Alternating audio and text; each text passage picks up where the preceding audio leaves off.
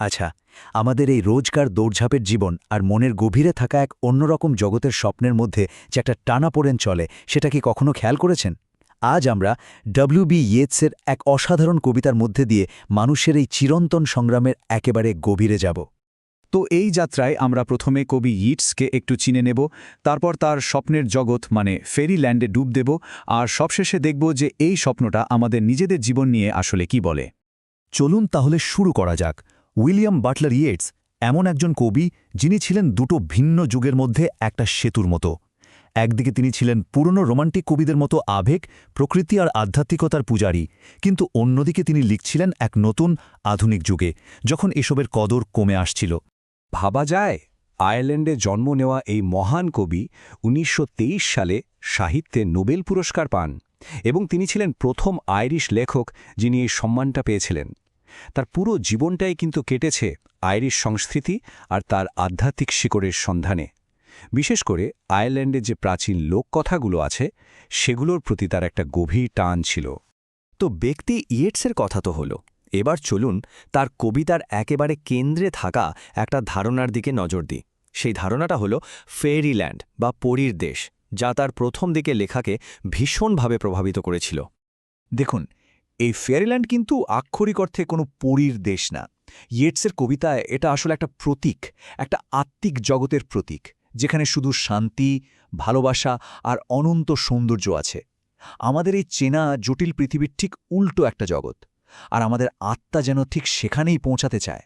এই দুটো জগতের পার্থক্যটা একবার দেখুন, কি ভীষণ স্পষ্ট। একদিকে আমাদের পার্থিব জীবন, টাকা, ভয়, প্রতিশোধ, কষ্ট আর মৃত্যু। আর তার ঠিক বিপরীতে রয়েছে ফেয়ারিল্যান্ড, যেখানে আছে শুধু চিরন্তন ভালোবাসা, শান্তি আর অমরত্ব। ইয়েটসের the man who dreamed of fairyland কবিতার মূল দ্বন্দ্বটাই কিন্তু এইখানে। আচ্ছা, এবার চলুন কবিতার গল্পটার গভীরে প্রবেশ করা যাক।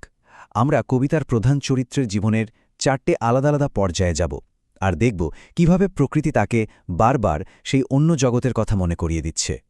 প্রথম ডাকটা আসে তার যৌবনে, যখন সে ভালোবাসার স্বপ্নে বিভোর। তাকে বলা হচ্ছে এমন এক জগৎ আছে যেখানে সময়ও প্রেমিকের প্রতিশ্রুতিকে নষ্ট করতে পারে না। লোকটা তখন এক নারীর সৌন্দর্যে মুগ্ধ, ভালোবাসার স্বপ্নে বিভোর। ঠিক তখনই এক ঝাঁক মাছ গান গেয়ে ওঠে। তারা এমন এক ভালোবাসার কথা বলে যা অমর, যাকে সময় ছুঁতে পারে না। পার্থিব ভালোবাসার ঊর্ধ্বে এই অপার্থিব প্রেমের কথা শুনে লোকটার মনের শান্তি যেন নষ্ট হয়ে যায়। সে কেমন অস্থির হয়ে ওঠে। যৌবন তো গেল, এবার জীবনের মাঝপথে যখন সে সাংসারিক চিন্তায় মগ্ন, তখন আসে দ্বিতীয় ডাক। সে শোনে এক জাদুকরী জাতির কথা, যারা সোনালি আকাশের নিচে শুধু আনন্দে নাচে। এই পর্যায়ে এসে লোকটা টাকা পয়সা, ভবিষ্যতের ভয় এসব নিয়ে একেবারে জর্জরিত। ঠিক সেই সময় মাটির নিচের এক অতি সাধারণ কেঁচো তাকে গান শোনায়। এমন এক জগতের গান যেখানে কোনো জাগতিক চিন্তা নেই, আছে শুধু নিখাদ আনন্দ। এই গানটা শুনে তার রোজকার দুশ্চিন্তাগুলো যেন কিছুক্ষণের জন্য উবে যায়।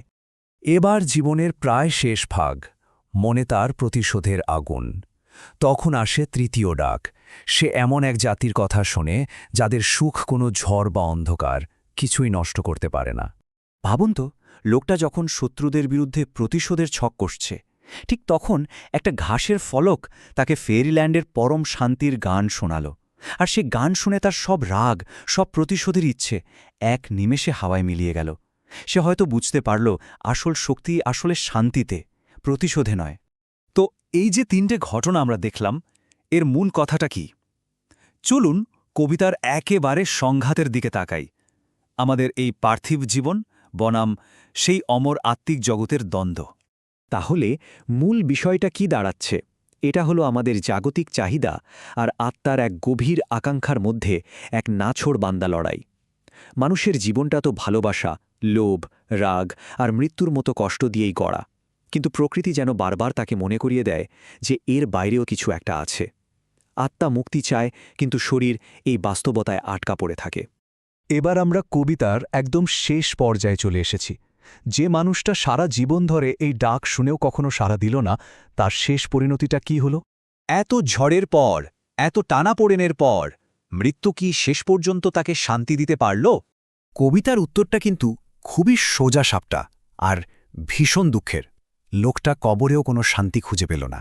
মানে মরেও শান্তি নেই, তার আত্মা তখনও অস্থির, কারণ কবরের পোকারাও তাকে সেই ফেরিল্যান্ডের গান শোনাচ্ছে, ঈশ্বরের আলো আর অনন্ত শান্তির গান, সেই জগতের গান যেখানে সে কোনোদিনও পৌঁছতে পারেনি। এর মানে হলো জীবনে আত্মার ডাকে সাড়া না দিলে মৃত্যুতেও হয়তো মুক্তি মেলে না। আর এখানেই ইয়েটস কবিতাটা শেষ করে আমাদের সবার দিকে একটা বিশাল অমীমাংসিত প্রশ্ন ছুড়ে দেন, একটা চ্যালেঞ্জ। ইয়েটসের নিজের সমাধি ফলকে লেখা এই লাইনগুলো দেখুন। জীবন আর মৃত্যুর দিকে এক নির্মোহ শীতল দৃষ্টিতে তাকাতে বলছেন তিনি। তার সারা জীবনের ভাবনার এটাই যেন সারমর্ম। আর এটাই আমাদের জন্য শেষ প্রশ্ন।